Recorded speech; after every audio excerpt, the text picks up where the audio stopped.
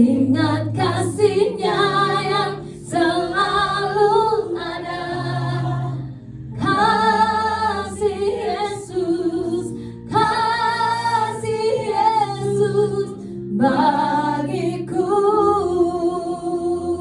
Ingat salibnya, ingat salibnya yang sembuhkan lukaku. Ingat salibnya, Dia menebus aku. Kasih Yesus, bagiku.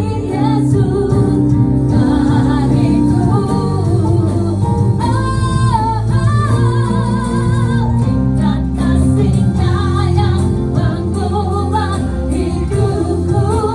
Ingat kasih-Nya yang selalu ada. Kasih Yesus, bagiku. Ingat pilurnya, Kau sembuhkan kebingungan. Ingat salibnya, Kau menebus aku. Kasih Yesus,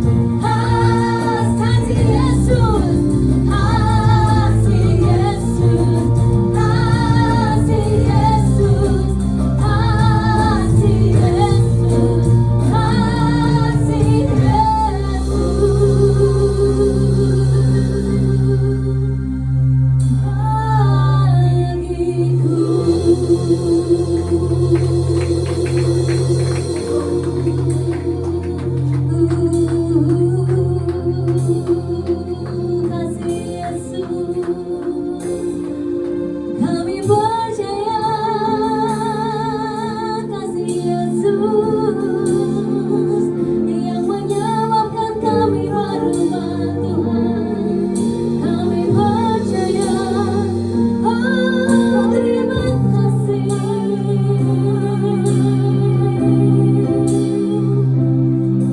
Kami bersyukur.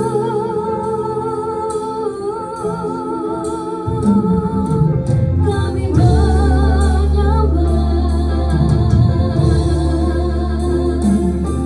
Kami mengangkat tangan kami.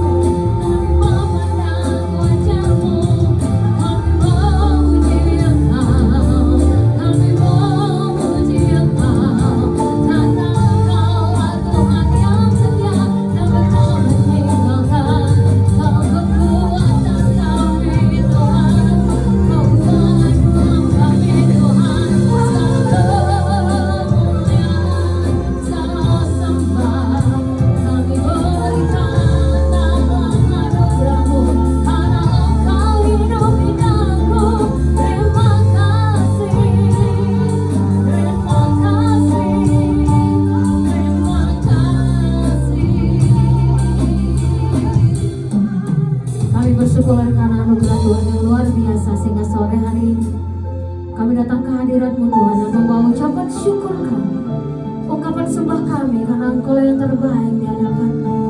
Inilah kami Tuhan, membawa segenap syukur kami di hadapan Tuhan dengan segenap hati memuji. Haleluya. Mari saudara penuhi ruangan ini dengan suara. Mari bawa berkat di hadapan Tuhan. Sebab tidak ada satu orang pun di tempat ini yang datang dengan tangan hampa. Let's burn this fire. Let's burn this fire. Mari bawa penyembahan yang kudus di hadapan Tuhan dalam roh dan kebenaran, karena Dia baik, teramat baik dan sangat baik. Oh, kami naikkan, kami persembahkan Tuhan, kami angkat tangan kami ke hadirat-Mu dengan penuh ucapan syukur.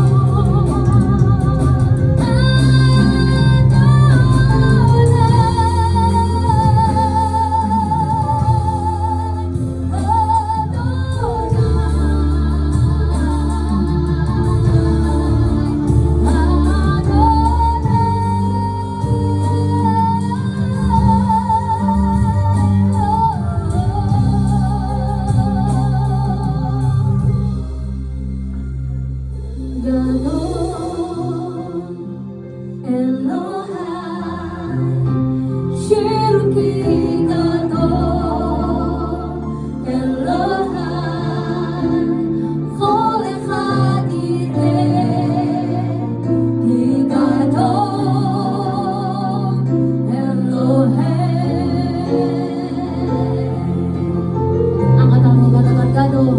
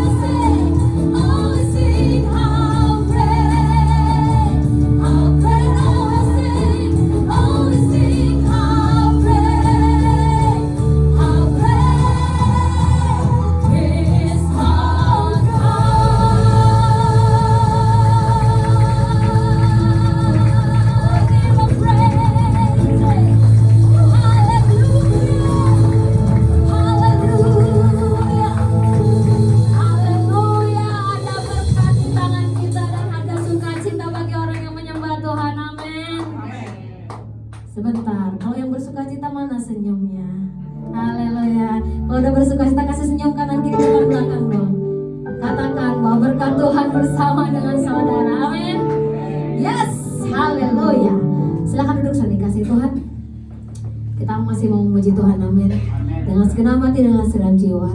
Katakan, hai jiwaku, pujilah Tuhanmu. Yes, mari tepuk tangan yuk buat Tuhan yuk. Yo, izin aku yo.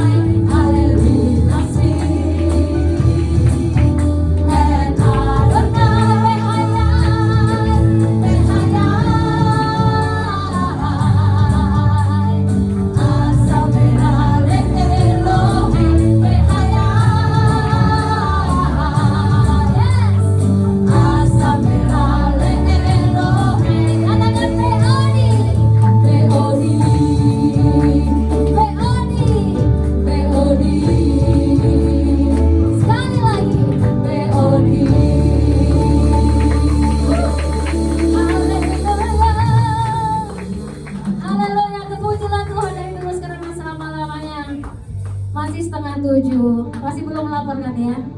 Jam makan malam masih 1 jam lagi. Haleluya, tapi kita masih mau puji Tuhan, amin. Yang diberkati angkat tangannya. Bentar. Aku diberkati, aku dilimpahi, karena Allah siasaku untuk menyediakan. Aku diberkati, aku dilimpahi, atas sempurna anugerah Tuhan bagiku.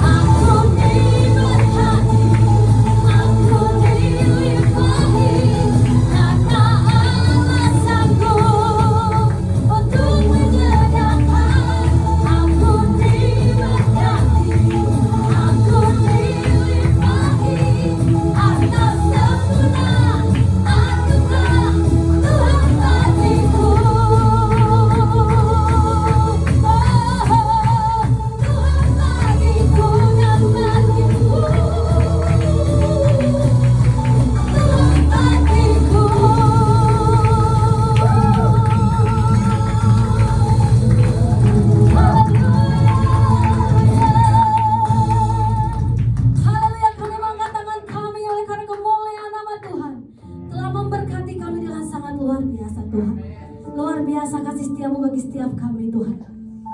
Luar biasa kasih setiamu.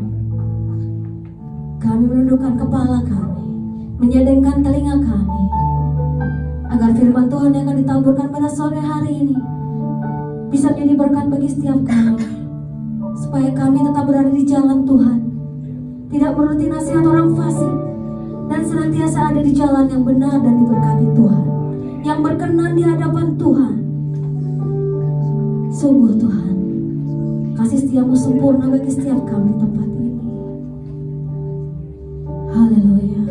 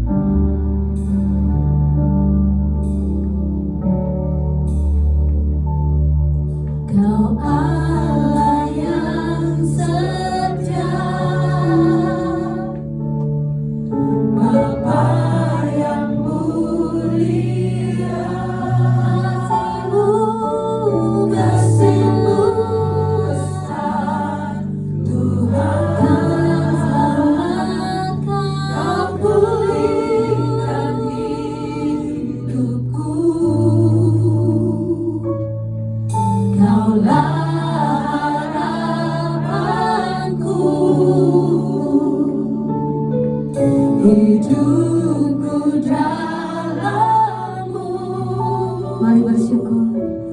Terima kasih Tuhan,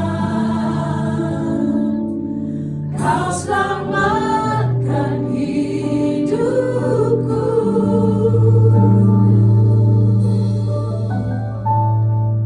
Dengan apa kan ku balas segala kebaikan-Mu?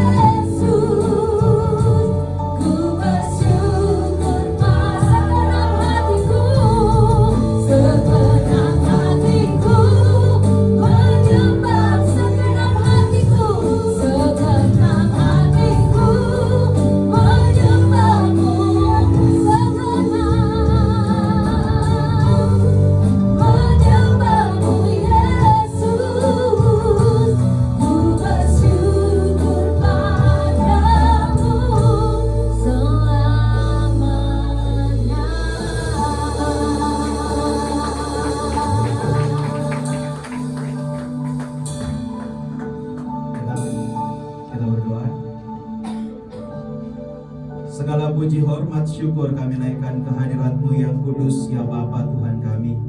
Kami bersyukur Tuhan untuk kebaikan-Mu di dalam kehidupan kami, sehingga kami boleh ada hari ini sebagaimana kami ada. Semuanya hanya karena kemurahan, kasih dan berkat yang berasal daripada-Mu.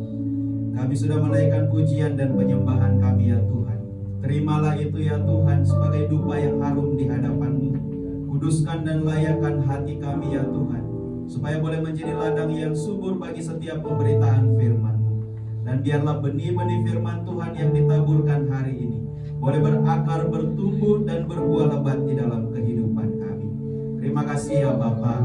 Pakai hamba-Mu yang penuh dengan kekurangan ini, bukan karena hamba-Mu firman-Mu diberitakan, tetapi semata-mata karena Tuhan sendiri mau menyapa, mau menegur kami, dan mau memberi kami kekuatan yang baru di dalam hidup kami. Berikan kami hati sebagai hamba ya Tuhan, hati yang mau mendengarkan dan melakukan setiap firman Tuhan. Di dalam nama Tuhan kami Yesus Kristus, yang adalah firman yang hidup dan yang menghidupkan, kami berdoa. Amin. Silakan duduk.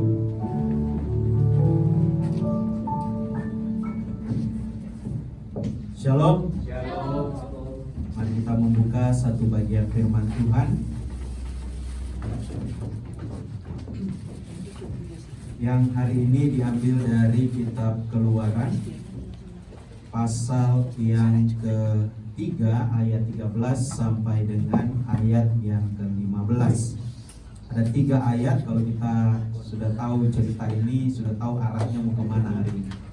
Keluaran pasal 3 ayat 13 sampai dengan ayat yang ke-15. Saya akan bacakan ayat yang ke-13, Bapak Ibu membaca ayat yang ke-14, dan ayat yang ke-15 kita baca bersama-sama. Keluaran pasal 3 ayat 13 sampai dengan 15. Nats yang saya tampilkan di screen di depan menggunakan Alkitab terjemahan baru edisi yang kedua. Demikianlah firman Tuhan. Lalu Musa menjawab kepada Allah, namun apabila aku mendatangi orang Israel dan berkata kepada mereka, Allah nenek moyangmu telah mengutus aku kepadamu, dan mereka bertanya kepadaku, siapa namanya? Apa yang harus kujawab kepada mereka? Aku adalah aku, bagi firman-Nya, beginilah kau katakan kepada orang Israel itu, akulah aku, telah mengutus aku kepadamu. Sama-sama ayat 15. Selanjutnya berfirmanlah Allah kepada Musa, beginilah kau katakan kepada orang Israel, Tuhan Allah nenek moyangmu, Allah Abraham, Allah Ishak dan Allah Yakub telah mengutus aku kepadamu. Itulah namaku untuk selama-lamanya, dan itulah panggil turun temurun. Kavod lecha Adonai Eloheinu, kavod lecha. Bapak Ibu Saudara yang dikasihi Tuhan, khotbah saya yang lalu sebelum ini kita sudah bicara bahwa Tuhan yang disembah, yang dikenal oleh orang Kristen atau orang-orang percaya adalah Tuhan yang Esa. Luar biasa Ibu. Bapak masih ingat ya? Tuhan yang kita kenal itu adalah Tuhan yang Esa, satu, tidak ada dua apalagi tiga. Supaya ini menjadi titik berangkat kita yang jelas, terutama ketika kita berkomunikasi dengan saudara-saudara yang tidak seiman dengan kita, khususnya saudara-saudara yang Muslim, yang Yahudi. Karena orang Kristen sering dituduh menyembah Allah yang tiga, tritheis. Jadi kita mantapkan dulu bahwa iman kita adalah iman kepada Allah yang Esa, Allah yang satu. Sudah jelas itu ya. Bahkan Yesus sendiri mengutip itu, Shema Yisrael Adonai Eloheinu Adonai Echad. Ya, saya kalau berada di gereja yang puji-pujiannya lagu Ibrani, serasa pulang kampung. Ya, Bu Meti juga serasa pulang kampung ya. Dewi juga ya, serasa kembali ke markas besar. Karena memang dulu kita awal-awal itu mulai merintis penggunaan lagu-lagu bahasa Ibrani. Kayaknya Abuna Yusuf Roni yang pertama kali itu menggunakan lagu-lagu bahasa Ibrani di Indonesia di dalam gereja. Nah, kenapa kita penting? Karena saya membaca satu tulisan orang-orang Yahudi berkata begini, penyembahan itu ada beberapa level. Penyembahan yang pertama itu adalah melalui doa. Jadi kalau kita berdoa itu adalah penyembahan level 1. Di atas doa itu adalah pujian, puji-pujian, nyanyi-nyanyian itu adalah level di atasnya. Di atasnya nyanyian-nyanyian itu adalah persembahan, kurban. Kalau kita memberi persembahan itu selevel lagi di atas puji-pujian. Karena ada orang yang memuji Tuhan tapi tidak pernah memberi persembahan. Ya. Karena pujian, doa dengan pujian itu kan mengeluarkan isi hati. Tapi persembahan itu kan berkorban bagi Tuhan. Nah, di atas kurban itu ternyata ada lagi satu, yaitu mendalami firman Tuhan. Kenapa? Karena doa dan pujian itu kita mencurahkan isi hati. Persembahan kita memberikan kurban. Sementara firman Tuhan kita mengosongkan hati kita dan membiarkan Tuhan yang berbicara. Dan itu ternyata jauh lebih rumit daripada kita yang ngomong, Tuhan yang dengar. Biasa begitu ya. Kalau kita ngomong ke orang lain, ngoceh ke orang lain, kayaknya enak banget gitu. Kayak keluar semua isi hati kita. Tapi giliran orang yang mendengar, yang berbicara, kita rasa-rasanya pengen, kapan sih dia mau stop? Kapan sih dia mau berhenti? Nah, itulah sebabnya mendalami firman Tuhan itu masuk pada level penyembahan yang paling tinggi dalam tradisi perjanjian lama atau dalam tradisi orang-orang Ibrani. Makanya kita mau menggali Alkitab di sini bukan hanya kulit luarnya saja, tapi kita betul-betul gali sampai ketemu mutiara-mutiaranya, ketemu sampai akar-akarnya. Nah, mari kita lihat dulu mulai dari ayat yang ke-13. Keluaran pasal 3 ayat yang ke-13. Slide berikutnya, lanjut lagi. Terus, nah ini ayat yang ke-15, ayat 15. Salah ketik itu ya, ayat 13 benar. Ayat 13 di situ dikatakan begini. Namun Musa berbicara begini, apabila aku mendatangi orang Israel dan berkata kepada mereka, Allah nenek moyangmu telah mengutus aku kepadamu, dan mereka bertanya kepadaku, siapa namanya? Mashmo, bahasa Ibraninya. Mashmo, siapa namanya? Apakah yang harus kujawab kepada mereka? Slide berikut. Bapak Ibu, Musa ini dibesarkan di dalam kultur Ibrani. Dari kecil dia sudah tinggal di istana Firaun.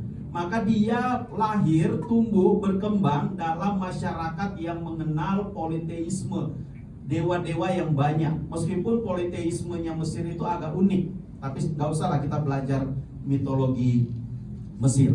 Tapi di Mesir setiap dewa itu punya nama. Dan kalau kita tahu nama dewa itu, maka kita akan berkuasa atas dewa itu. Ngerti ya? Jadi kalau kita tahu nama rahasia atau nama kudus dari sesuatu dewa, maka kita akan berkuasa atas dewa itu. Apapun yang kita minta kepada dewa itu akan dia kasih kepada kita. Jadi ketika Musa datang kepada Tuhan, maka pasti dia sudah punya bayangan ketika dia kembali ke orang Israel. Orang-orang Israel yang juga sudah 400 tahun tinggal di Mesir, pasti sudah terpengaruh dengan budaya ini. Setiap dewa punya nama. Ketika Musa datang, aku diutus oleh, bingung dia, siapa yang mengutus aku? Maka dia perlu bertanya, siapa namanya? Mashemo, what is your name? Jangan asal ngomong aja, saya nggak tahu siapa kamu. Kira-kira begitu. Saya harus tahu, karena ini harus diperkenalkan kepada orang Israel. Itu pertama. Jadi mengetahui nama satu dewa berarti kita menguasainya. Kemudian yang kedua, mengetahui nama satu dewa, maka itu berhubungan dengan kekuasaan dewa itu. Contohnya kalau di Mesir, dewa Ra, dewa matahari, berarti dia hanya berkuasa di siang hari. Pada malam hari mereka lebih takut kepada yang namanya dewa Khonshu. Dewa Khonshu itu dewa bulan dan dewa waktu. Kalau sudah sekarat, itu baru kemudian mereka takut kepada dewa Osiris, dewa kematian, dan seterusnya. Ya. Jadi ini tradisi dari orang Mesir. Nah, Bapak Ibu coba slide berikutnya. Pernah nonton film ini, Moon Knight? Enggak ya?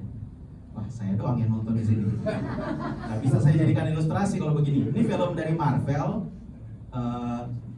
Tapi nggak ada terusannya. Ini bukan film animasi, ini film real orang. Jadi kayak Iron Man apa semua. Tapi ini seri di Disney Plus. Ya, ini Moon Knight ini bercerita tentang avatarnya Dewa Khonsu. Jadi Dewa Khonsu di Mesir itu adalah dewa yang mengatur malam hari, dewa yang mengatur waktu. Nah, Dewa Khonsu ini masuk ke dalam dia sehingga dia memiliki kekuatan menguasai malam hari. Bahkan dia bisa menggerakkan bintang-bintang sehingga waktu itu bisa mundur atau bisa maju. Itu kekuatan besarnya Dewa Khonsu. Nah, Dewa Khonsu itu berkenalan dengan siapa namanya saya lupa. Mark Spector kalau tidak salah ya. Mark Spector. Ini dia kalau belum jadi jagoan, biasa kan begitu ya. Kayak Batman itu kan ada Bruce Wayne, Superman ada Clark Kent, ada nama-nama before and after lah. Sebelum terkenal, sebelum menjadi superhero dan ketika menjadi superhero itu beda-beda namanya. Nah, nama dia Mark Spector ini dia punya kekuatan dari Dewa Khonsu. Sebetulnya untuk memahami budaya Mesir itu kita cukup nonton film ini saja karena dia bicara tentang pengadilan dewa Mesir. Nah, Dewa Khonsu ini sebetulnya adalah salah satu dewa yang dibuang oleh dewa-dewa yang lain. Jadi dia merasa kesepian sehingga dia mencari orang yang bisa dia pakai. Maka ketemulah si Mark Spector ini, dia kasih kekuatan, tapi dengan syarat dia harus bisa menyebutkan dulu nama Dewa Khonsu itu. Nah itu, jadi mengetahui nama dan mengetahui kekuatan, kuasa, domain dari dewa itu, maka dengan sendirinya kita akan memiliki kontrol terhadap dewa itu. Itu pengertiannya. Nah, karena itu ayat 14 slide berikutnya. Nah, di slide berikutnya Tuhan berkata begini, firman Allah kepada Musa, "Aku adalah Aku." Lagi firman-Nya, "Beginilah kau katakan kepada orang Israel itu, Akulah Aku telah mengutus Aku kepadamu." Jelimet banget ya. Tuhan ngomong ke Musa, "Aku adalah Aku." Slide berikut. Ini dalam bahasa Ibraninya, Ehye, Asher, Ehye. Mengapa ini perlu saya jelaskan? Karena supaya kita paham, Alkitab itu nggak bisa kita hanya pelajari dari bahasa Indonesianya saja. Coba slide berikutnya. Kalau kita perhatikan di sini, kata Ehye ada dua, Ehye, Asher, Ehye. Ehye ini dari kata haya dalam bahasa Ibrani. Haya itu artinya ada atau menjadi.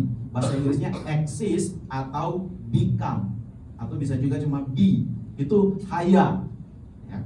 Jadi Esher, Ahye, Esher, Ehye, Asher, Ehye ini secara harfiah artinya aku ada adalah aku ada. Harusnya begitu. Bukan hanya aku adalah aku. Karena kalau aku adalah aku kayaknya terlalu egois Tuhan itu. Tapi Ehye itu sendiri artinya aku ada. Asher adalah Ehye. Aku adalah aku adalah, gitu seharusnya terjemahan harfiahnya. Bingung kan? Bayangkan Musa yang udah capek-capek ketemu Tuhan, diperkenalkan nama yang membingungkan seperti itu. Nah, lanjut slide berikut. Nah, kata Ehye ini dalam bahasa Ibrani menggunakan kata kerja yiktol. Kalau yang kuliah teologi harusnya sudah tahu bahwa bahasa Ibrani itu ada dua tenses. Atau tenses ya. Kalau di bahasa Inggris kan ada past, present, future. Lalu di bawah past masih ada past continuous tense, ada present continuous tense, ada future continuous tense, dan seterusnya. Bahasa Inggris itu ada sekitar 16 atau 32 ya. Dewi kan guru bahasa Inggris ya. Tenses bahasa Inggris ada 16 atau 32. Turunannya kan banyak lagi dia. 16 lah ya. Yang dasar basicnya ada 16. Itu bahasa Inggris. Kalau bahasa Ibrani cuma dua, yiktol dan katal. Dalam terjemahan bahasa Indonesia diterjemahkan perfect dan imperfect. Yang sebetulnya perfect dan imperfect itu tidak mewakili makna dari kata yiktol. Coba slide berikutnya. Nah ini tenses dalam bahasa Ibrani. Tenses itu penanda waktu ya. Kalau pas itu yang lalu, misalnya apa ya contohnya? I studied, pakai ed di belakang, English. Oh ya, go, when, gone. Nah itu lebih simpel. Kalau saya lebih suka eat, ate, eaten. Ya kan? Karena itu gampang sekali ingat. Eat, ate, eaten. Ya, kalau studied, studied, sama aja. apa itu namanya? Regular verbs. Jadi kita balik lagi ke pelajaran dulu ya.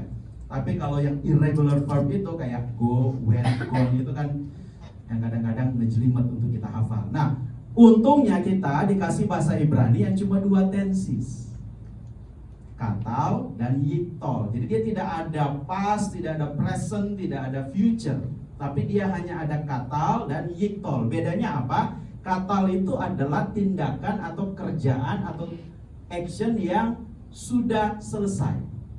Jadi sama dengan perfect kalau di dalam bahasa Ibrani, bahasa Inggris. Makanya para ahli menerjemahkan itu perfect. Sementara yiktol adalah pekerjaan atau tindakan yang belum selesai, sedang dilakukan, atau menjadi tindakan berulang-ulang. Apa bahasa Inggrisnya? Continuous. Present continuous, ya. Sesuatu yang diulang-ulang. Ini ada kamusnya. Next slide.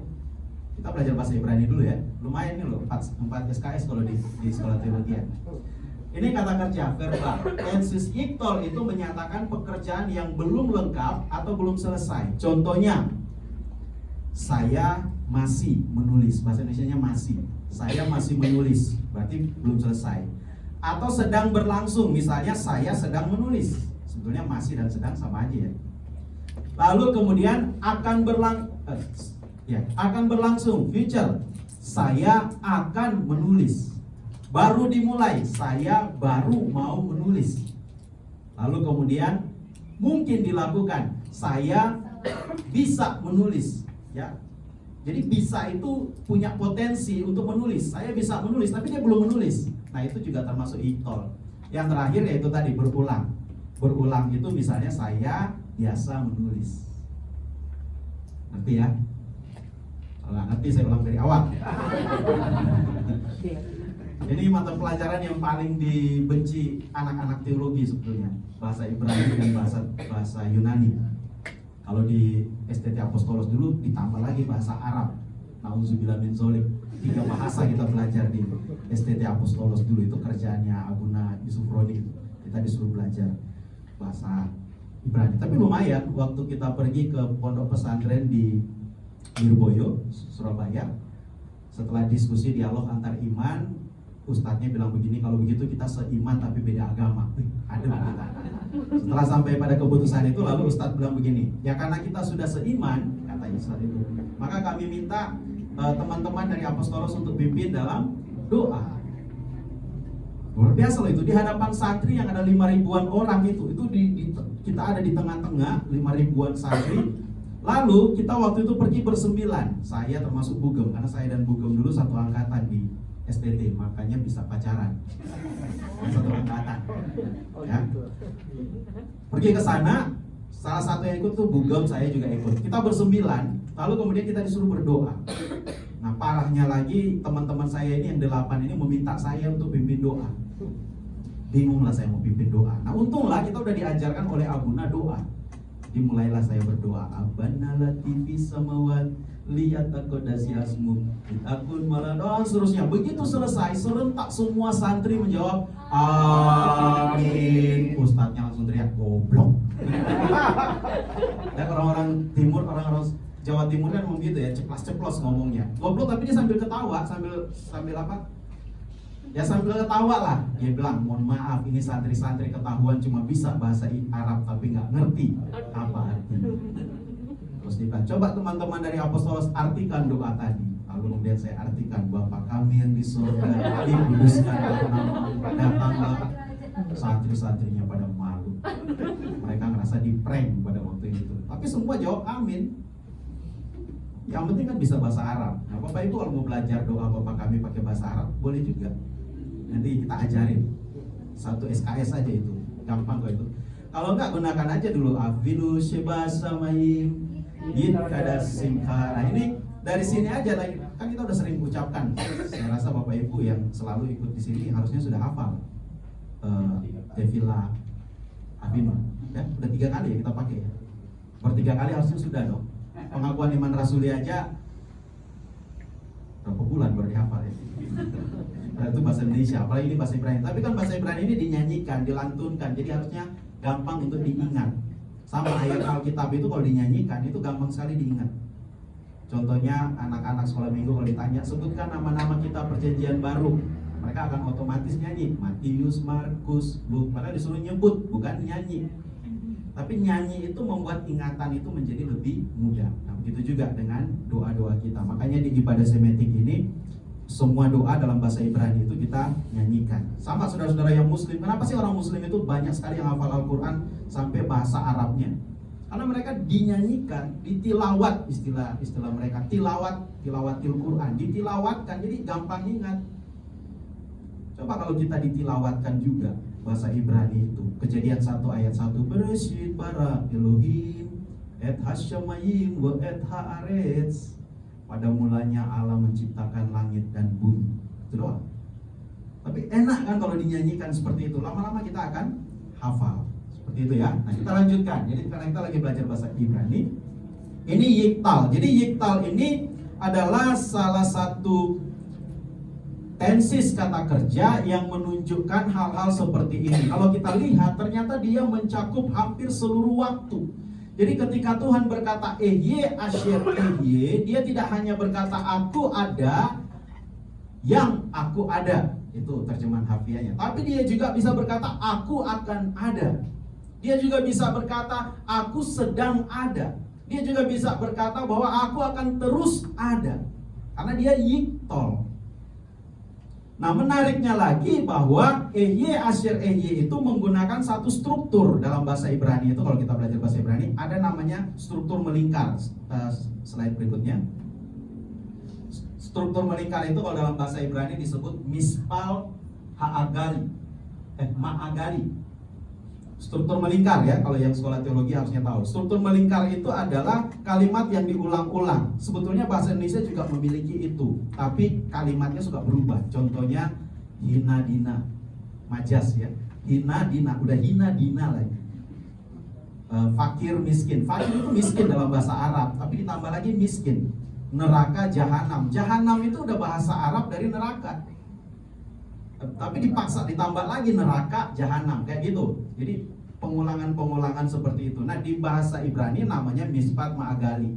Aku adalah aku. Ehye Asher Ehye. Nah, kalau kita bandingkan, coba slide berikutnya. Ini contoh mispat ma'agali di ayat-ayat yang lain. 1 Samuel 23 ayat 13a. Lalu bersiaplah Daud dan orang-orangnya, kira-kira 600 jumlahnya, keluar meninggalkan Kehila dan berjalan kemana saja mereka dapat pergi. Bahasa Ibraninya di situ wayit halhu ba'asher yit halaku. Jadi yit halaku itu diulang 2 kali. Yit halaku ba'asher yit halaku, diterjemahkan berjalan kemana saja mereka dapat pergi, atau berjalan kemana saja mereka dapat berjalan. Itu terjemahan harfiahnya. Ayat lainnya lagi, coba slide berikut. 2 Raja-Raja 8 ayat 1b. Berkemaslah dan pergilah bersama keluargamu dan tinggallah di tempat di mana engkau dapat menetap. Bahasa Ibraninya di situ weguri ba'asyar taguri. Jadi kata guri itu diulang 2 kali, bukan guri rasa ya, tapi weguri, tinggallah di mana saja engkau dapat tinggal. Itu harfiahnya. Jadi kalau kita mempelajari struktur mispat ma'agali ini atau struktur melingkar ini, maka Ehye Asher Ehye bisa diartikan berikut. Coba slide berikut. Ehye Asher Ehye bisa berarti begini: aku ada kapanpun aku ada. Kalau itu bicara waktu. Aku ada kapanpun aku ada. Atau kalau dia bicara tempat, aku ada dimanapun aku ada. Kalau dia berbicara menjadi, maka aku akan menjadi apapun aku menjadi. Jadi kalau kita pelajari jawaban Tuhan ini, sebetulnya apa artinya? Ketika Musa bertanya kepada Tuhan, siapa namamu? Maka Tuhan bilang, Ehye Asher Ehye. Aku ada kapanpun aku ada. Aku ada dimanapun aku ada. Aku akan menjadi apapun aku menjadi. Artinya Tuhan tidak mau kita itu terjebak pada persoalan nama. Ya. Kenapa? Tuhan tidak mau Musa itu berpikir bahwa Tuhannya orang Israel ini sama dengan dewa-dewa Mesir yang dibatasi oleh sebuah nama. Contohnya, saya misalnya kalau mau bicara dengan Pak Nindya lagi jalan membelakangi saya, lalu saya panggil Robert, dia menengok nggak? Tapi begitu saya panggil Pak Nindya, pasti dia akan nengok.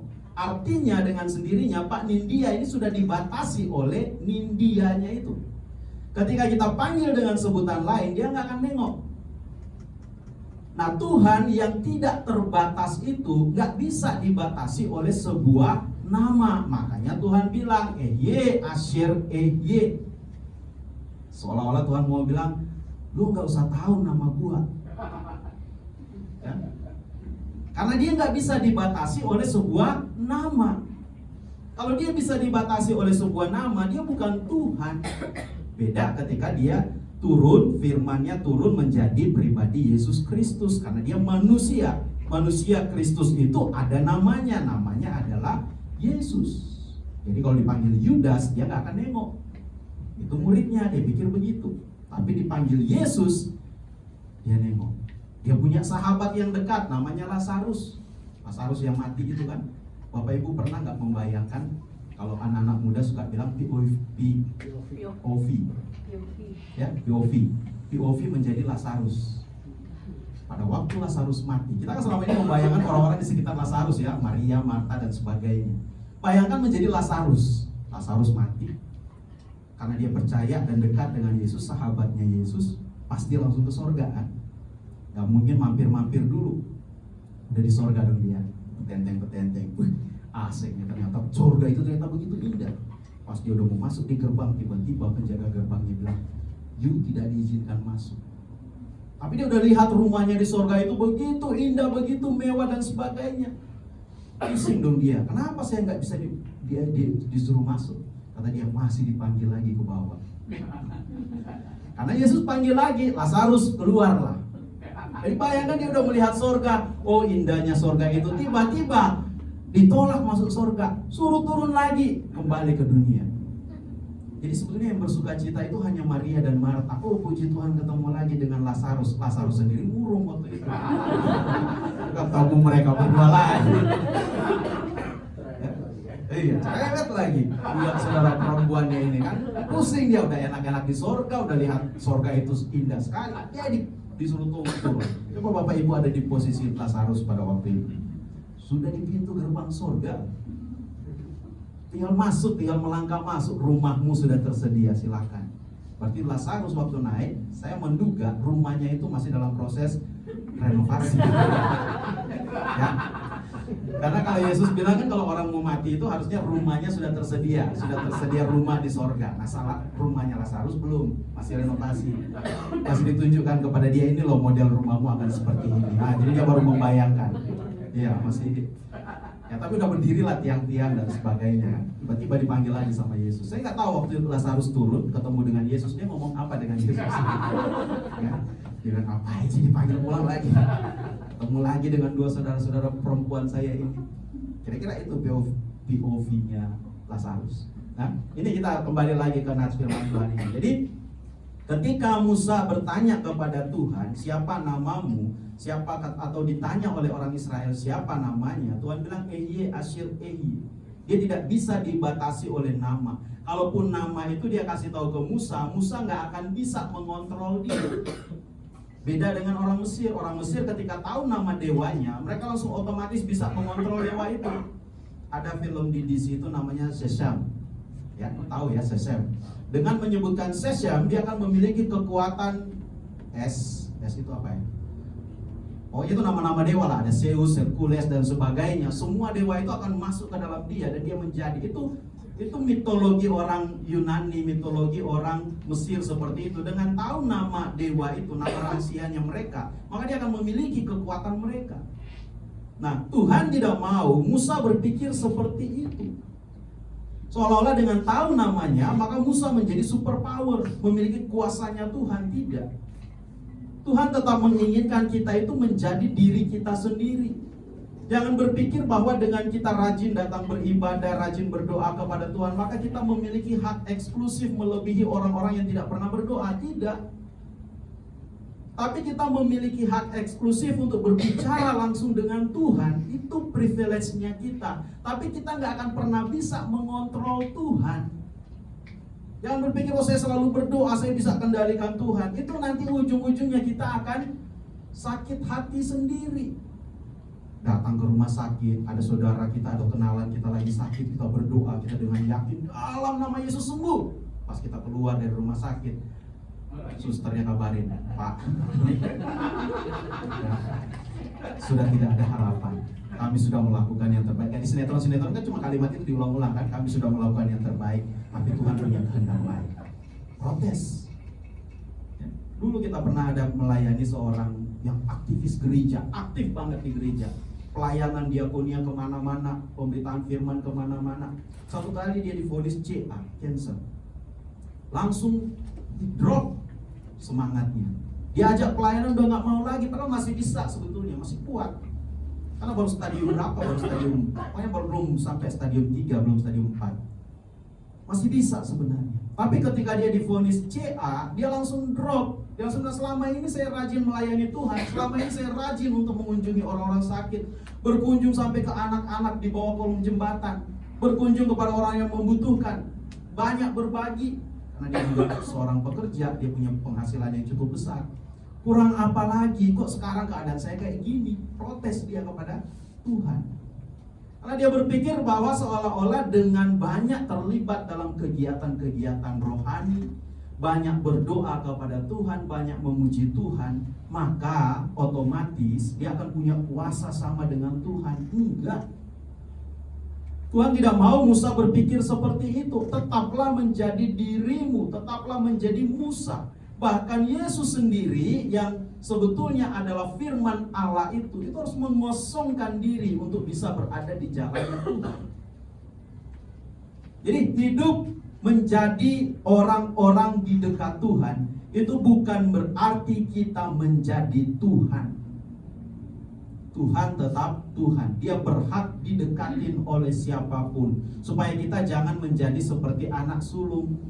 Ketika anak bungsu itu pergi, memfoya-foya, menghambur-hamburkan semua warisannya, lalu pulang dalam keadaan sudah jatuh miskin, pulang ke rumah bapaknya, disambut oleh bapaknya, disambut dengan meriah, langsung diadakan pesta, potong kerbau, sapi, B2 kalau di sana nggak ada B2 ya, semua dipotong.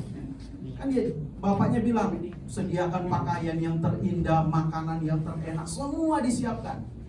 Anak bungsu pulang. Lalu siapa yang komplain? Yang sulung. Ngapain sih bapak repot-repot? Bapak lupa kalau dia udah ngabisin duit bapak. Manusiawi banget.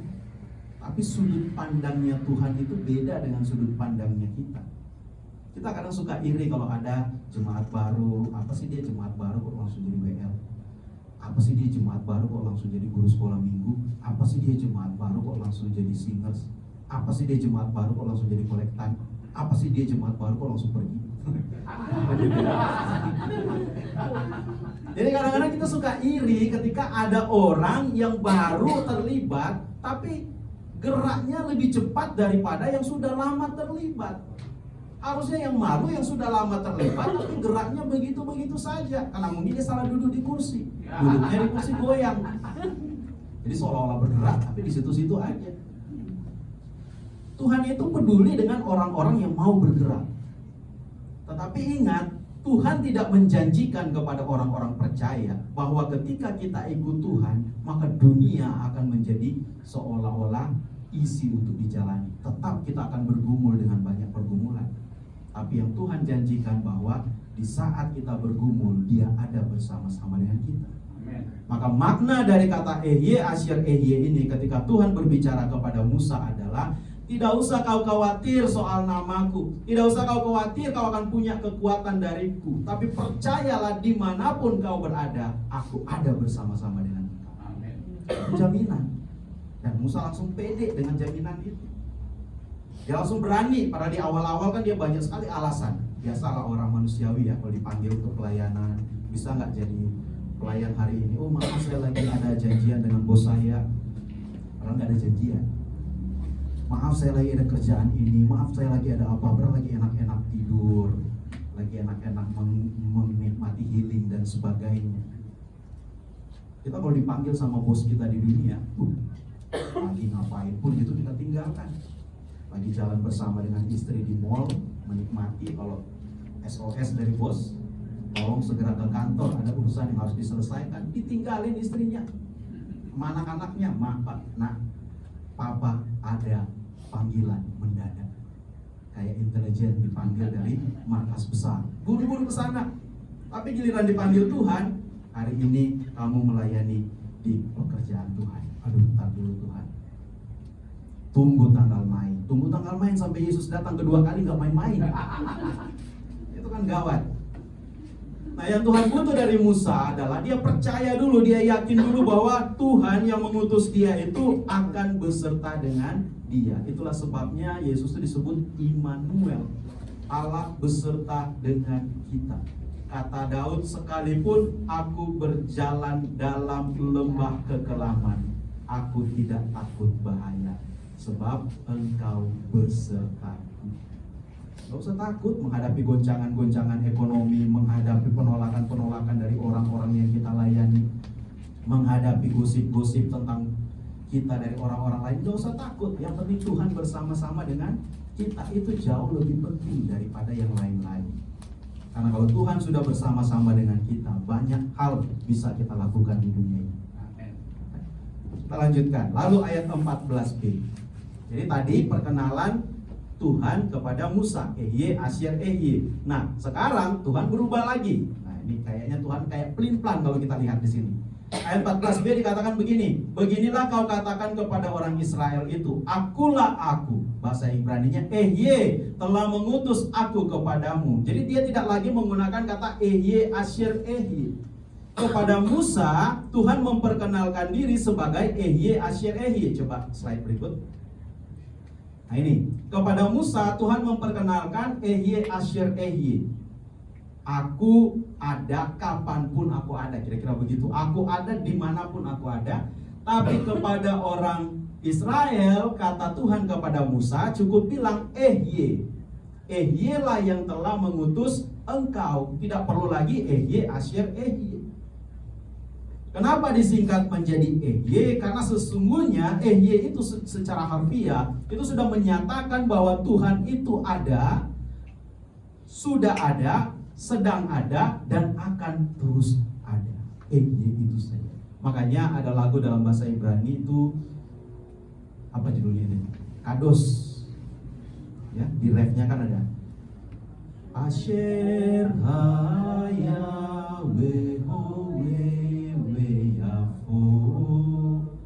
lah ada yang ada dan yang akan datang. Itu definisi dari Ehye sebenarnya. Telah ada, sudah pernah ada dia. Makanya dia tahu perjalanan waktu kita, sedang ada dan akan ada terus ada. Kemarin di Logos saya berkhotbah tentang Tuhan itu.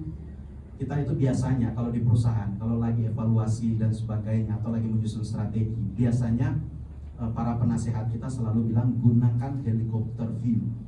Benar ya? Kalau mau mengevaluasi sebuah masalah, selalu gunakan helikopter view. Bapak Ibu, helikopter itu cuma terbang di ketinggian berapa sih? View-nya itu seluas apa sih helikopter itu? Tapi bagi orang-orang yang memahami strategi, marketing dan sebagainya, helikopter view itu sangat penting. Kita jangan melihat satu masalah itu dari sudut pandang kita saja. Kita harus melihat dari sudut pandang semua. Makin banyak sudut pandang kita lihat, makin jelas objek yang sedang kita selidiki.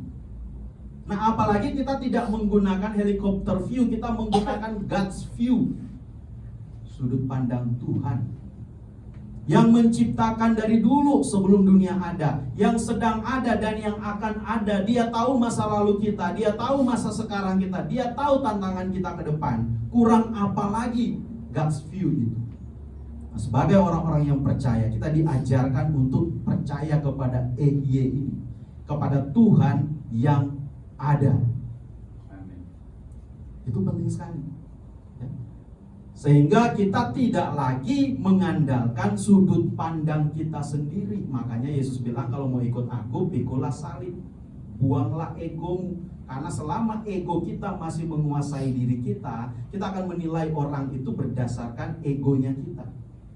Kalau kita sudah sering ditipu berkali-kali, ada orang nawarin produk, biasanya dalam otak kita akan muncul, jangan-jangan penipuan. Nah, kita udah sering ditipu. Apalagi kalau kita udah sering menipu, lebih parah lagi. Orang datang nawarin apapun, ini pasti tipu-tipuan. Jadi dia selalu menganggap orang lain itu adalah dirinya. Orang lain begitu percaya dengan dia. Ada ilustrasi yang sering pakai itu. Alkisah ada sebuah gereja, ya, mereka beribadah. Di samping gereja itu lalu ada seorang pengusaha mendirikan kafe, bukan kafe hop ya, kafe, tapi di situ ada minuman-minuman beralkohol dan sebagainya. Dan ternyata sangat ramai, ada musiknya dan sebagainya. Sehingga para jemaat ini di gereja merasa terganggu dengan kehadiran dari bar lah itu ya, bukan cuma kafe. Karena kalau ada minuman keras kan berarti bar. Kalau kafe kan cuma kopi ya. Bar ini terganggu mereka dengan bar ini. Lalu akhirnya sang pendeta mengajak jemaatnya, mari kita berdoa supaya bar di sebelah itu dihancurkan oleh Tuhan. Sadis ya. Doa terkesan rohani sih tapi sadis. Bapak Ibu jangan seperti itu ya. Jangan berdoa untuk menjatuhkan orang lain. Berdoalah seperti Salomo. Tuhan bilang, karena engkau tidak meminta nyawa musuhmu, karena engkau tidak meminta supaya musuhmu hancur, tapi engkau meminta hikmat dan kebijaksanaan bagi Tuhan, itu doa yang luar biasa. Nah, ini gereja kebetulan hikmatnya lagi pergi. Jadi berdoalah mereka supaya bar itu hancur. Dan ternyata mereka doa semalaman, kayak GKRI DC kan doa semalaman. Mereka doa semalaman, besok paginya turun petir dari langit, bukan dari sorga, dari langit, menghantam bar itu, dan bar itu hancur, terbakar sampai habis. Sadis ya. Pengusaha ini kaget. Lalu pengusaha ini masuk ke pengadilan, mengajukan gugatan kepada gereja. Gara-gara doa gereja, barnya terbakar. Sampailah di pengadilan. Begitu sampai di pengadilan, hakimnya bertanya kepada gereja, apa benar begitu? Para pendeta, para majelis, para jemaat di sana bilang, enggak seperti itu, enggak mungkin seperti itu. Sementara si pengusaha ini ngomong, enggak, kan kalian berdoa malam itu, gara-gara doa kalian, bar saya hancur. Maka sang hakim berkata, di sini saya melihat sebuah paradoks. Orang yang berdoa tidak percaya doanya, sementara orang yang dianggap jahat lebih percaya itu kuasa doa. Jadi saya bingung mau memutuskan bagaimana. Perkara itu di close, ya, jadi gereja dituntut. Tapi pada saat yang sama orang jadi tahu bahwa ternyata doa itu hanya dipikir omong kosong belaka. Jangan-jangan kita rajin berdoa di gereja, tapi kita nggak pernah percaya dengan kuasa doa. Dosen saya dulu pernah bilang begini, jangan-jangan kamu mau pergi keluar rumah, berdoa karena lagi mendung, lalu berdoa, Tuhan, tolonglah supaya jangan hujan. Tapi ketika dia keluar rumah, dia bawa payung. Tuhan bilang, lo minta apa kagak sih? Ngapain bawa payung kalau begitu? Kalau udah percaya bahwa tidak akan hujan, jangan bawa payung. Kayak doa Pak Nick dulu dong. Di mana itu Pak? Di Paris ya. Berdoa supaya jangan hujan. Ya memang hujan tidak terjadi, tapi Pak Nick sendiri basah kuyup. Ya, Tuhan bilang, saya menghapuskan hujan untuk orang lain, tapi engkau menanggung sendiri basah. Ya. Jadi cara Tuhan menjawab doa itu udah nggak usah diatur. Mentang-mentang kita pendoa, mentang-mentang kita tim doa, mentang-mentang kita pendeta, pelayan, majelis dan sebagainya, lalu kita pikir bahwa doa kita wajib dikabulkan oleh Tuhan. Jangan dulu. Ya, meskipun ada perkataan dalam Alkitab, doa orang benar besar kuasanya. Doa orang benar, berarti doanya pun benar. Ya, bukan doa yang asal-asalan. Tuhan kalau bisa tetangga saya segera pindah dari sini karena saya mau beli rumahnya. Kacau banget kan? Kita dulu, saya sama Bugem dulu pernah pengen beli rumah. Nah, Bugem itu berdoa spesifik banget. Spesifik. Saya mau rumah yang kecil, warnanya ungu. Bayangin, minta ke Tuhan sampai warnanya. Tadinya Tuhan udah mau kabulkan rumah besar, tiba-tiba dia bilang kecil, nggak jadi, cancel. Cari yang kecil-kecil, Tuhan cari yang kecil-kecil, ya kan? Oh, dapat yang kecil, oh itu udah dapat tuh, Tuhan petunjuk. Minta lagi, warna ungu, nggak jadi lagi, cancel lagi. Dapatlah warna ungu. Ada catatannya lagi, notabene lagi di bawah doa Bugem itu, yang bisa dibayar sewaktu-waktu. Mikir nggak Tuhan itu? Nah, ini gembala mintanya, syarat dan ketentuannya berat, ya. Tapi dikabulkan doanya itu. Kita dapat rumah waktu itu di Pondok Aren itu. Rumahnya kecil, ukurannya 45, kayaknya 45, nggak nyampe lah, 45 meter persegi. Itu udah termasuk tanah, nggak ada parkiran. Betul-betul kecil, sesuai permintaan. Disediakan yang kecil, karena Bugem bilang kalau kegedean dia nggak bisa urus. Karena dia nggak minta asisten rumah tangga, dia cuma minta rumahnya doang. Dia bilang dia nggak sanggup harus nyapu apa segala, sementara sibuk pelayanan. Jadi minta yang kecil aja yang dia bisa urus sendiri. Dapat rumah itu. Dan rumah itu baru dicat warna ungu. Beneran baru dicat warna ungu. Saya nggak bohong, ini saya saksinya waktu Bugem berdoa itu. Yang ketiga, keluarga ini lagi punya masalah. Hutang piutang dengan berbagai rentenir di mana-mana. Mereka jaminkan rumah mereka itu, tapi sertifikatnya nggak dikasih. Jadi cuma kayak pinjem-pinjem ke orang-orang dekat kita gitulah. Nanti kalau apa, ini mau tenang aja, kita udah punya rumah, kira-kira begitu. Sehingga orang itu menjual rumah itu pada waktu kita ke sana dan bertanya pembayarannya gimana. Pokoknya dicicil aja terserah. Merinding saya dengarnya. Bisa persis seperti permintaannya Bugem. Saya colek, kenapa kau minta kayak gini? Minta yang lain kek. Minta rumah yang gede, ya kan? Minta apa yang kalau perlu nggak usah dicicil. Memang manusia itu manusiawi banget ya kalau mau minta sesuatu yang terlalu ringan. Tapi Tuhan jawab persis seperti yang dia minta. Luar biasa. Karena ada satu catatan terakhir dari doa dia. Karena kalau sudah ada rumah, saya mau di rumah itu ada persekutuan doa. Luar biasa ya. Tuhan langsung terketuk dengan yang terakhir. Meskipun syarat dan ketentuannya banyak di awal, tapi begitu ada rumah itu nanti jadi tempat persekutuan doa, langsung terenyuh hati Tuhan. Wah, ya udahlah. Dikabulkan seperti gugatan pertama, permintaan pertama, dapat rumah itu. Dan sejak ada rumah itu kan kita sering ibadah pemuda di sana, bahkan tetangga-tetangga di sana, bukan hanya orang Kristen yang beribadah. Majelis taklim pun ibadah di situ. Luar biasa, orang lagi doa di depannya ada gantungan salib, jadi berdoa menengok ke atas. Ada gambar Yesus dan sebagainya, tapi akhirnya jadi dekat dengan orang-orang di sekitar situ. Memang dijadikan persekutuan doa lintas agama. Semua agama boleh pakai rumah itu. Jadi permintaan yang benar Tuhan pasti akan kabulkan.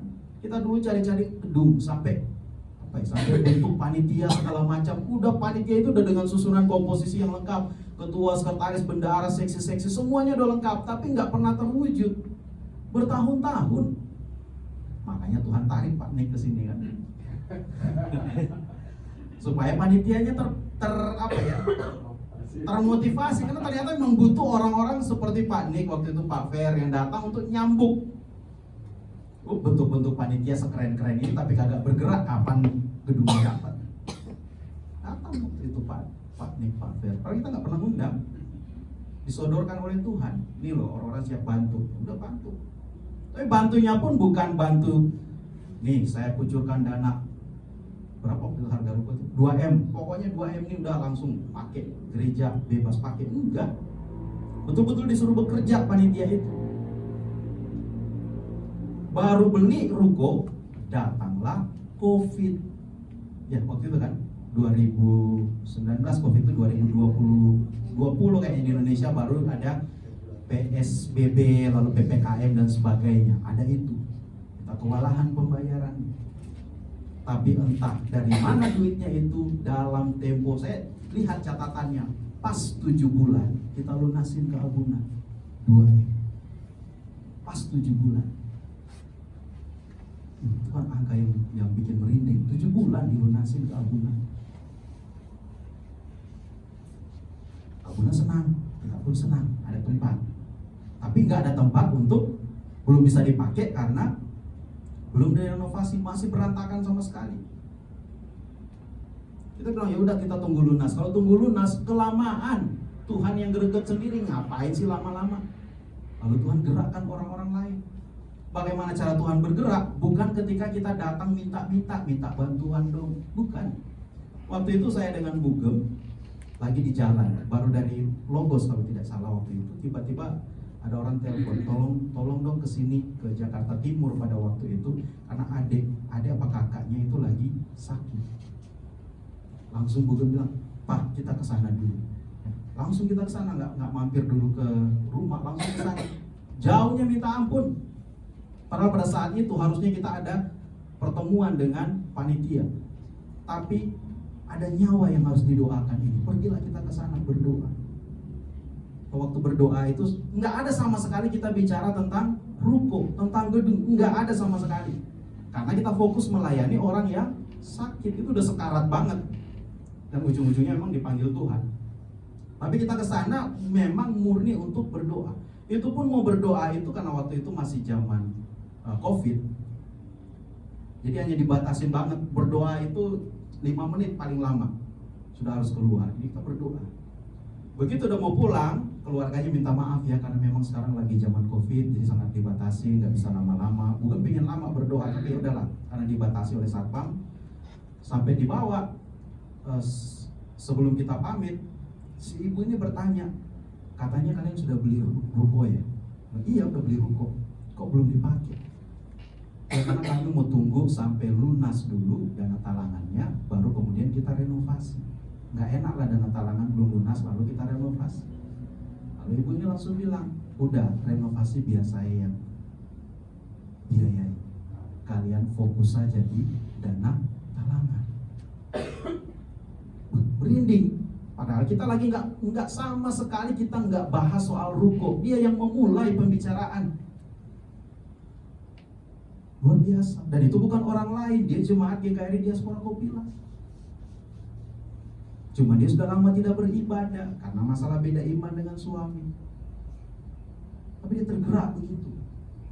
Dan ketika sudah mau selesai, ada sedikit masalah pada waktu pembangunan. Tiba-tiba ada orang lagi datang, bilang kok ini kelamaan renovasi ini.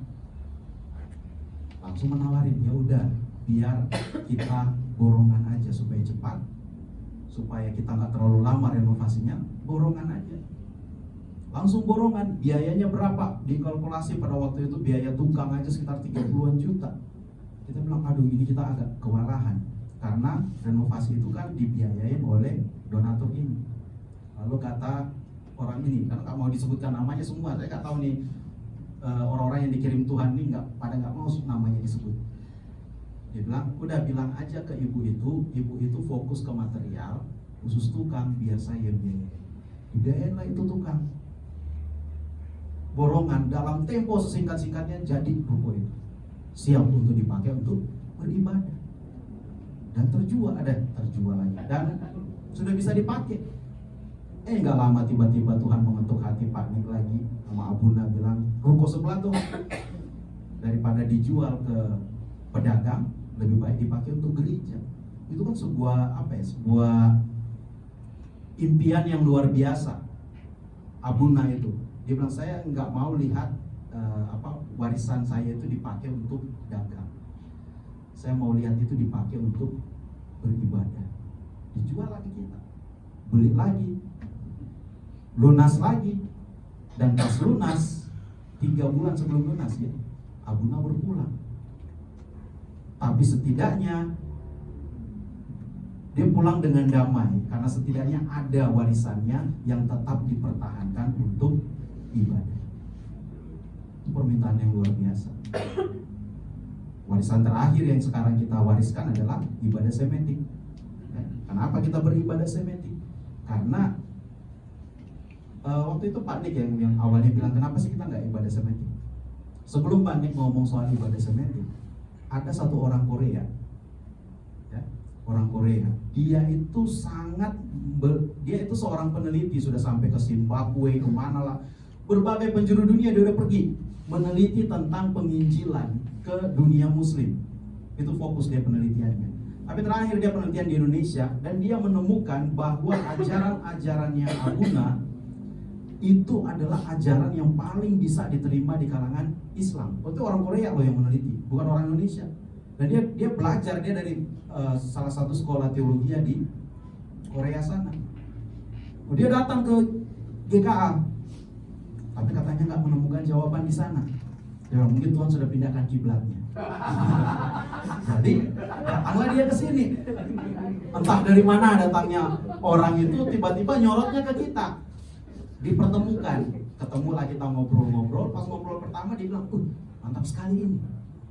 Lalu kemudian kami bilang, kami juga berencana mau pengen ada ibadah semetik. Senang lagi dia. Sampai bilang bulan Januari katanya dia datang ke Indonesia dan dia pengen hadir di ibadah semetik kita. Orang Korea, kepo, opa-opa, pengen datang. Jadi Januari nanti kita akan menyambut tamu dari Korea. Tolong penampilannya yang bagus ya, pemusik, well singers, ya. Jangan kalah sama K-pop. Ya. Tapi kita lagu Ibrani, karena dia udah jatuh cinta dengan metode seperti ini, ibadah semetik seperti ini. Ditambah lagi Pak Nik ngomong, kenapa sih orang-orang itu yang dikirim Tuhan ke GKRI Diaspora Kompilas, khususnya yang di Hope ya? Ada Bu Debi, Pak India, Pastor Hendradi, siapa lagi? Saya, musiknya juga import semua dari negeri-negeri Ibrani. Sekarang ada Pak Grady lagi dari Israel Utara, Yohanes. Orang-orang yang sudah terbiasa beribadah dengan pola-pola seperti itu. Apakah itu sebuah kebetulan? Saya kira tidak. Tuhan menggerakkan itu pelan-pelan. Di awal memang ya kayaknya gimana ya, tapi kalau memang itu sudah dari Tuhan, petunjuknya terlalu jelas di mana-mana. Lakukan saja, ya udah kita lakukan. Misi kita di tempat ini adalah supaya Bapak Ibu keluar bisa memberitakan Injil dengan mudah. Khususnya kepada saudara-saudara kita yang Muslim. Gak usah menarik-narik jemaat dari gereja lain. Ini ladang di luar nih yang menguning nih ada banyak banget. Yang perlu kita perkenalkan tentang Kristus. Gak usah tunggu sampai gede gerejanya, tapi cukup kita aja dulu yang tekun, rajin beribadah di tempat ini. Kalau sudah menguasai minimal tefila hafatan, nah, sudah bisa penginjilan itu, percaya deh. Sudah percaya bahwa Tuhan itu Esa, dan sekarang sudah tahu namanya Tuhan itu udah bisa penginjilan. Simpel, sesimpel itu kok. Kenapa saya berani berkata begitu? Dulu, ini cerita dulu lagi ya, saya banyak sekali cerita dulu. Dulu kita pernah ke Cirebon. Di Cirebon itu ada seorang murtadin, namanya Ibu siapa? Yang cukup terkenal itu yang katanya dulu biarawati Katolik. Nah, siapa namanya ya? Iya, Andoko ya. Nah itu, bertemu kita di sana. Saya waktu itu ikut Abuna Yusuf Roni sama almarhum Pak Nurul Fajri. Pergilah kita ke sana, dialog di sana. Nah, begitu kita mulai dialog, Ibu Handoko ini langsung mulai dengan begini. Coba kalian jelaskan kenapa orang Kristen percaya Trinitas. Itu langsung mulai begitu. Lalu kami kasih jawaban begini, kami tidak percaya Trinitas. Bingung dia. Karena di dalam kamusnya mereka, para murtadin yang mencoba memurtadkan orang-orang Kristen itu, setelah pertanyaan tentang Trinitas, pertanyaan berikut ini. Begitu pertanyaan pertama langsung diganjel, langsung kita bilang kami percaya kepada Tuhan yang Esa. Gelagapan dia. Nggak tahu ngomongnya udah nggak jelas begitu, kayak udah berbahasa roh aja. Sampai Pak Nurul Fajri ini dosen dari IAIN, dia dari Muslim. Dia bilang belum pernah saya lihat ibu ini kayak gini. Gelagapan, ini ngomongnya udah nggak jelas mau ngomong apa, dan akhirnya dialog itu berhenti begitu saja. Kan dia tiba-tiba walk out, karena daftar pertanyaannya udah beda. Salah strategi ini. Jadi ibarat orang main catur, salah maju duluan, langsung diskakmat, langsung bubar.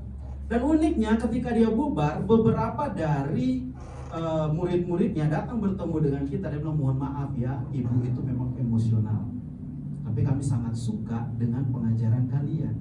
Boleh kita lanjutkan diskusinya? Kita lanjutkan dengan murid-muridnya. Gurunya udah pergi. Nggak lama dia balik ngirim utusan suruh bubar katanya.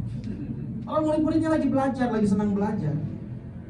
Makanya ini potensinya besar sekali buat Bapak Ibu untuk penginjilan keluar. Saya kurang setuju kalau misalnya Bugem selalu bilang, Bugem kalau ngomong dengan saya selalu bilang gini, Pak, ada jemaat ini dari Muslim mau masuk Kristen, Papa yang tanganin. Kenapa harus saya? Berarti gagal kita membina jemaat untuk bisa menangani sendiri, untuk bisa menghandle sendiri. Salah satu keberhasilan Abuna Yusuf Roni adalah begitu. Dia bikin kelas pembekalan jemaat KPJ. Rata-rata lulusan KPJ udah mengajar di gereja-gereja lain, udah menginjili kemana-mana. Itu keberhasilan beliau. Memang banyak yang keluar dari gerejanya, keluar dalam pengertian ya karena mereka udah banyak pengetahuan, keluar merasa jadi maha tahu. Kalau tetap di dalam kan tetap jadi murid, kayak nggak ada pengetahuan apa-apa. Tapi begitu keluar ternyata menjadi maha tahu, menjadi tahu banyak tentang penginjilan. Wah, itu kekayaan yang luar biasa. Nah, ini yang kita mau terapkan di sini. Supaya ibadah semetik ini bukan cuma sekedar kita beribadah memuji Tuhan. Nanti ada yang nanya, kenapa sih ibadah harus lagu bahasa Ibrani? Kenapa sih doanya harus kayak begitu? Itu powerful banget. Kita sudah alamin sendiri. Sayang kalau misalnya apa yang sudah Tuhan berikan itu tidak kita manfaatkan. Lalu kita mengeluh-ngeluh, kenapa banyak orang Indonesia tidak mau diinjili ya? Bukan mereka tidak mau diinjili, kitanya yang tidak tahu menginjili. Setiap kali penginjilan selalu metodenya metode 5 jari, metode ini, metode itu, evangelism explosion dan sebagainya. Itu udah dari zaman Zakir Naik belum menyerang orang Kristen. Sekarang mereka sudah punya kamus untuk menetralisir virus 5 jari. Makanya banyak sekali waktu pertemuan pendeta-pendeta, para pendeta berkata kita udah pakai metode ini udah nggak bisa loh. Mereka udah bisa jawab. Penginjilan itu nggak bisa dibikin metodologi. Penginjilan itu harus bergerak, terus menerus bergerak. Nah, melalui ibadah semetik ini kita diberi bekal. Bagaimana Bapak Ibu mau kembangkan ke depan, terserah. Nggak akan ada metode khusus. Salah satu yang saya cukup yang banggakan dari Abuna Yusuf Roni adalah dia tidak pernah punya metode penginjilan. Itu dia selalu cegah gitu. Pernah ditawarin dari LPMI, ini ada metode-metode begini, metode itu udah mereka tahu tuh. Apa yang kita pakai lagi? Kita bergerak saja. Yang penting yang kita beritakan Yesus udah benar. Gak masalah kita mau pakai bahasa Arab, kita mau pakai bahasa Ibrani, kita mau pakai bahasa Yunani, terserah. Tapi kenapa kita mulai dari bahasa Ibrani? Supaya orang mencintai Alkitab dulu. Karena Alkitab kita ini sebagian besar ditulis dalam bahasa Ibrani. Kalau Bapak Ibu sudah mencintai bahasa Ibrani, dengan sendirinya akan mencintai Alkitab, percaya. Minimal ketika orang bertanya, Kejadian 1 ayat 1 apa? Kita nggak ngomong pada mulanya Allah menciptakan langit dan bumi. Kita udah bisa ngomong Bereshit bara Elohim, langsung diam. Enggak. Coba Bapak Ibu berdebat dengan ada orang yang beda agama, tanya ke dia, coba kau baca Kejadian 1 ayat 1. Dia baca pada mulanya, bukan begitu bacanya. Bacanya begini, Bereshit bara Elohim. Langsung berhenti di situ diskusinya. Dia akan berdebat dengan kita lagi.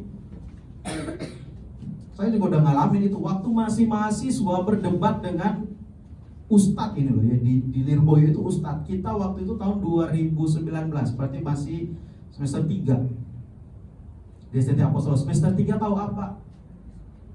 Ya? berapa saya bilang? 99. Krisis itu tahun berapa? 98 ya? Yang bakar-bakar barbecue itu 98 kan? 99 berarti kami datang sini. Baru semester 3 diutus ke sana, pergi ke sana. Bahkan waktu mengutus Abuna sendiri bilang, tapi saya nggak bertanggung jawab ya kalau kalian balik ke Abuna sendiri ngomong begitu. Waktu itu kita dilarang oleh pembantu ketua Phuket 3 bagian kemahasiswaan. Jangan, berbahaya, beresiko. Kita madulah naik banding ke Abuna sebagai rektor. Abuna mendukung. Oke, boleh kalian pergi, tapi saya nggak tanggung jawab kalau kalian balik, tinggal nama. Karena dia tahu ini masih mahasiswa loh, ini masih apa ya, kayak aktivis gitulah, kayak yang sering demo di jalan begitu, jadi pejabat sama aja jadi koruptor, kan begitu. Nah kita masih mahasiswa itu, masih idealis lah. Pergilah kita ke sana, berdiskusi dengan ustadz loh di sana. Ustadznya sampai pada kesimpulan kalau begitu kita seiman tapi beda agama. Itu mantap kali. Kami cerita ke Abuna langsung dia jadiin bahan khotbah. Itu kita nggak ceritain. Mana-mana beliau selalu khotbah pakai itu. Itu luar biasa. Itu baru ilmu semester 3. Ilmu ibadah semetik ini udah kayak semester 8 kalau di Apostolos. Udah level-level terakhir. Nah kalau Bapak Ibu bisa menguasai itu, percaya penginjilan di luar akan lebih mudah. Karena orang Indonesia ini kebanyakan sok tahu. Terutama orang-orang yang suka menyerang kekristenan tuh kayak si Sebetutan, sama banyak sekali lah yang suka muncul-muncul di TikTok, Instagram, di YouTube dan sebagainya yang suka menyerang kekristenan. Bahkan sampai ngajak Bapak Bambang Nursena berdebat katanya. Pak Bambang yang bilang saya nggak suka berdebat. Langsung dibilang tuh kan Pak Bambang takut. Kan begitu kan, memang Pak Bambang Nursena kan udah dari dulu bilang saya nggak mau kalau diajak berdebat, kalau diajak berdiskusi secara akademik, saya mau. Tapi menghadapi orang-orang seperti itu sebetulnya gampang sekali. Yang penting rajin ikut ibadah semetik dulu.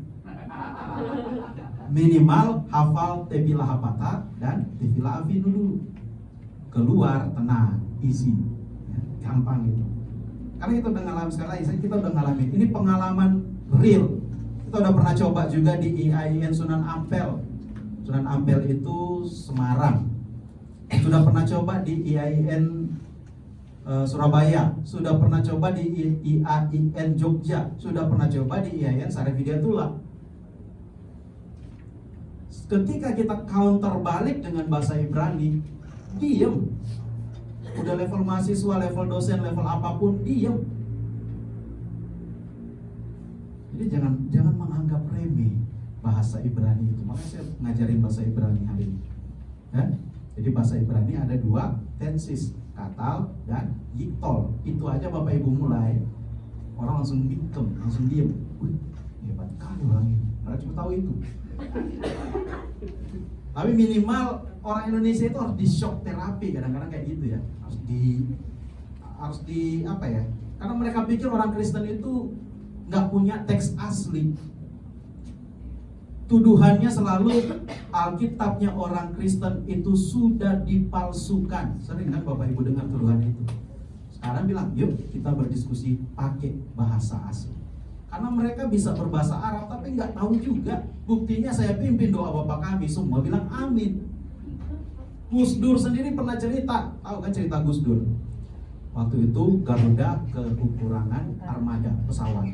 Jadi mereka charterlah pesawat Arab, apa itu? Ya Saudi Airlines. Datanglah Saudi. Pesawat Saudi Airlines dipakai oleh jemaah haji. Nah karena dia pesawat Arab, bahasa pengantarnya ada 2, bahasa Inggris dan bahasa Arab. Nah biasanya bahasa Arab duluan baru bahasa Inggris, karena mereka menganggap bahasa Arab itu di atas bahasa-bahasa yang ada di dunia ini. Jadi bahasa Arab dulu yang dipakai. Nah seperti biasa kalau kita naik pesawat itu kan ada ya, sesuai dengan aturan keselamatan internasional, maka kami akan memperagakan cara menggunakan sabuk pengaman, apalagi namanya, oksigen dan sebagainya.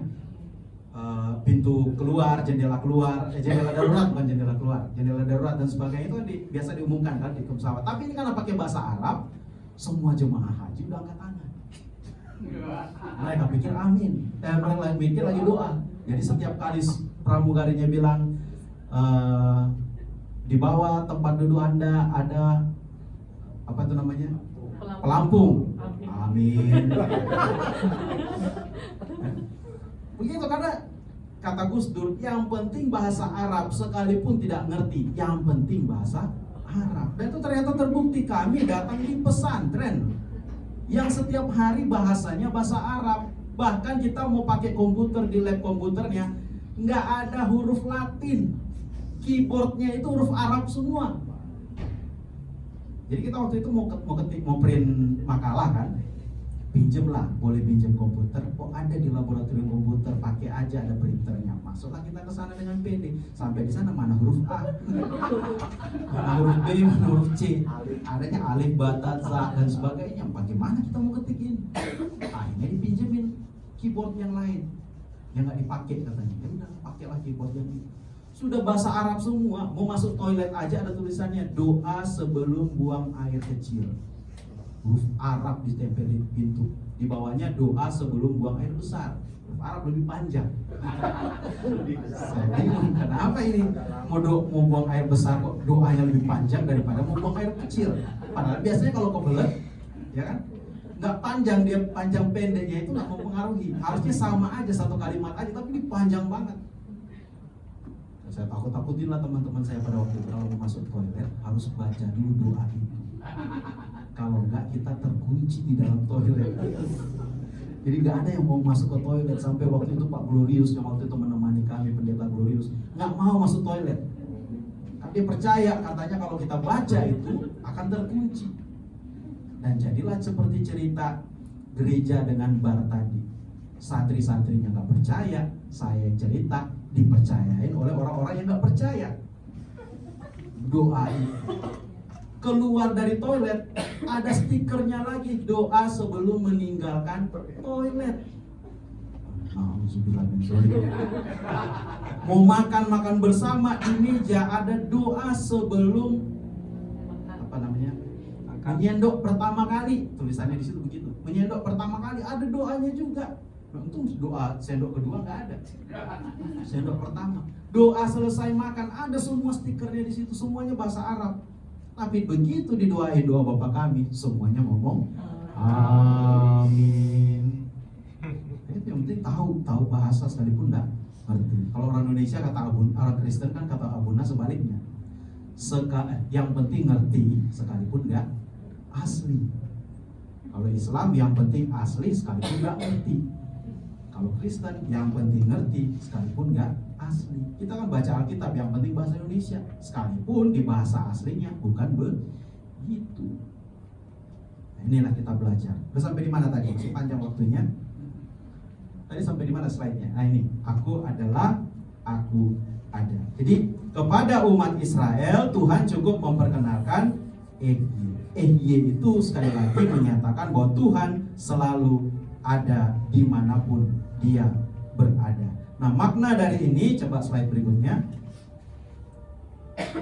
Di Kejadian 3 ayat 12, kata EHY itu sudah digunakan. Bukankah aku akan menyertai engkau? Ki EHY imah. Ki EHY imah. Bukankah aku akan menyertai engkau? Jadi kalau diterjemahkan secara harfiah, Kejadian 3 ayat 14b ini, slide berikutnya, bisa diartikan begini. Yang EHY tadi kan begini. Beginilah kau katakan kepada orang Israel itu, akulah aku telah mengutus aku kepadamu. Tapi kalau kita baca EHY itu dari perspektif ayat 12, maka seharusnya dibaca begini. Beginilah kau katakan kepada orang Israel itu, dia yang hadir menyertai telah mengutus aku kepadamu. Jadi EHY ini melambangkan kehadiran Tuhan. EHY ini melambangkan bahwa Tuhan tidak pernah meninggalkan kita. Dan baru masuk ayat 15, slide berikut. Beginilah kau katakan kepada orang Israel, Tuhan. Nah di sini baru muncul nama YHWH, YHWH. Tuhan Allah nenek moyangmu, Allah Abraham, Allah Ishak dan Allah Yakub. Ini seperti yang ada di foto kita tadi. Elohe Abraham, Elohe Ishak, Welohe Yaakov. telah mengutus aku kepadamu, itulah namaku untuk selama-lamanya, dan itulah aku dipanggil turun-temurun. Bukan berarti kepada Musa baru Tuhan memperkenalkan nama YHWH ini. Karena kalau kita lihat di Kejadian 4 ayat 26, coba balik slide berikut. Kejadian 4 ayat 26, seorang anak laki-laki juga dilahirkan bagi Set dan dinamainya Enos. Pada waktu itulah orang mulai memanggil nama Tuhan. Huhal Likro. Likro itu memanggil Beshem YHWH. Jadi dari zaman Set, dari zaman Enos, nama YHWH itu sudah mulai dipanggil.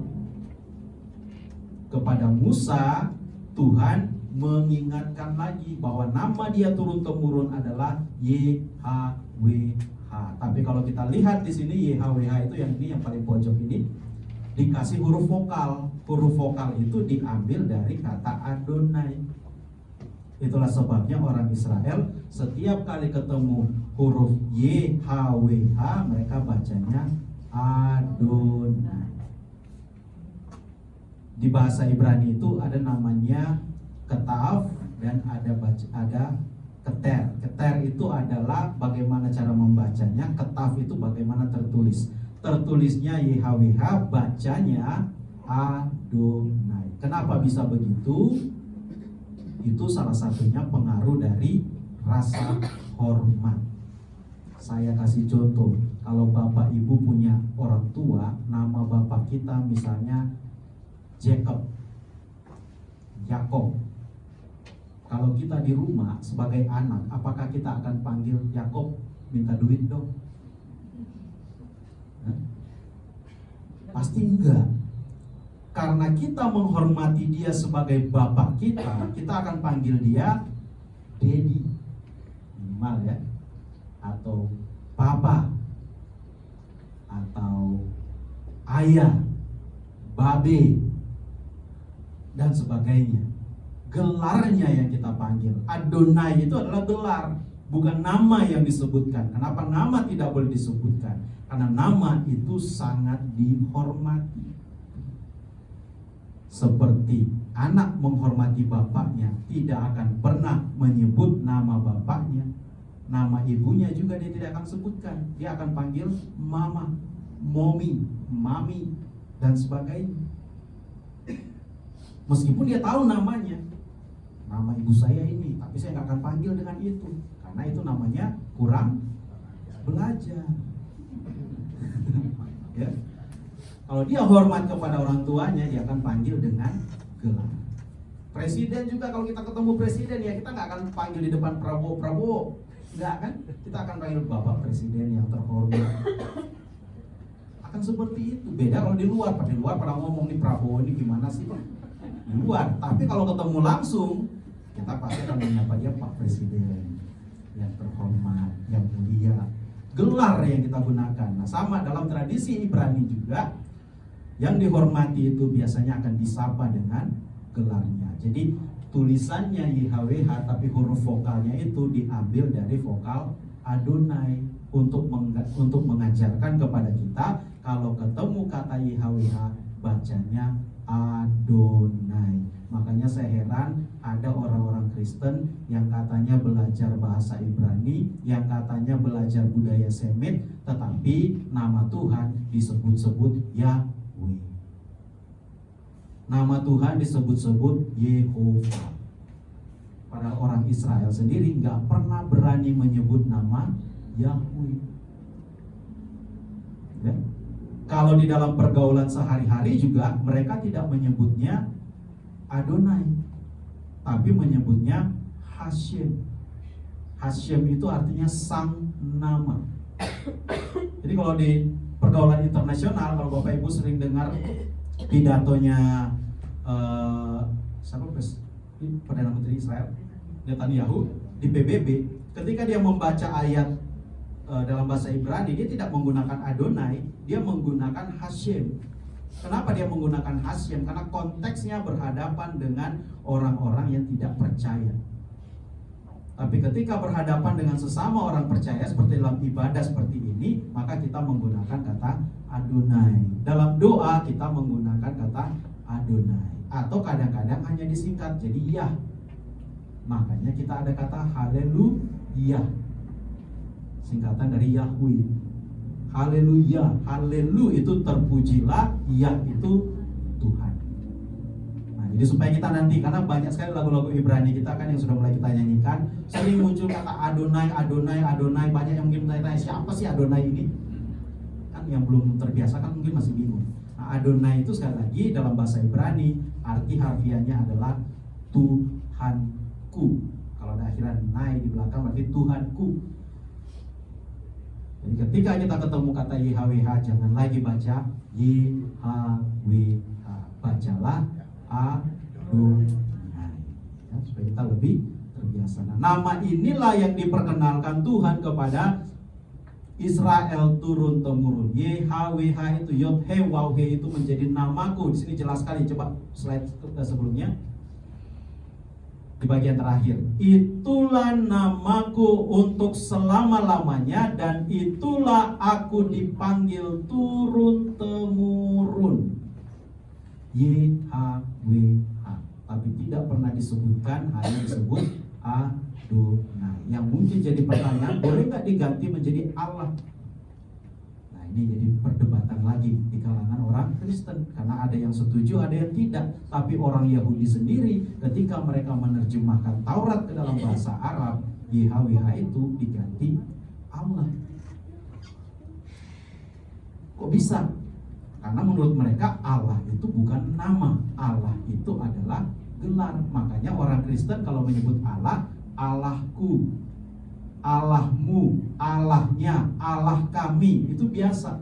Kalau saudara-saudara kita yang Muslim nggak bisa, mereka nggak bisa menyebut Allahku, Allahmu, karena menurut mereka Allah itu adalah personal name, nama pribadi. Kalau dalam konteks kita berdialog dengan orang-orang Islam, jangan pernah bilang Allahku dahsyat. Bilang kok Allahku?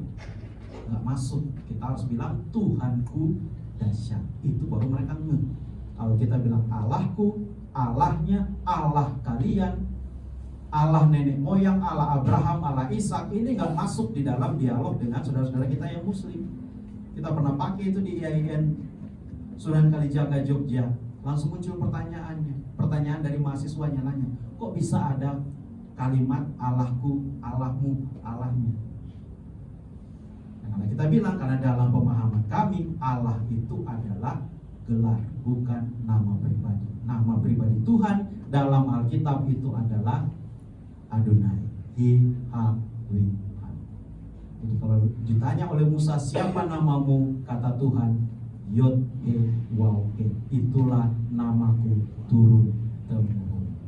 Jadi jangan bilang, sok-sokan pakai nama Adonai, sok-sokan sebut Adonai. Itu justru yang diajarkan oleh Alkitab, bahwa kalau kita ketemu YHWH, kita bacanya Adonai. Atau kalau dalam bahasa Indonesia kita baca Tuhan. Kalau LAI menulisnya TUHAN, huruf besar semua.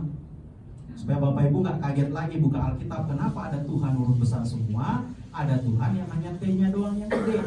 Apakah itu dua Tuhan yang berbeda? Tidak, karena ada gereja yang menafsirkan begitu. Tuhan di perjanjian baru dengan Tuhan di perjanjian lama itu beda. Tuhan di perjanjian lama besar semua, Tuhan di perjanjian baru hanya T-nya yang besar. Jadi Tuhan yang di perjanjian baru itu menggambarkan kasih, Tuhan di perjanjian lama menggambarkan keadilan. Nah, itu tambah ngawur lagi. Karena ketika Yesus mengutip Shema Yisrael Adonai Eloheinu, dengarlah hai Israel, Tuhan itu Allah kita, Tuhan itu Esa. Tuhan di situ sudah menggunakan huruf kecil, LAI. Seperti itu ya. Jadi makna dari nama Tuhan itu adalah untuk menunjukkan bahwa Tuhan ada bersama-sama dengan kita. Tuhan beserta dengan kita untuk selama-lamanya. Dan yang paling penting bagi kita adalah kita berjalan bersama Tuhan, tidak berjalan sendirian.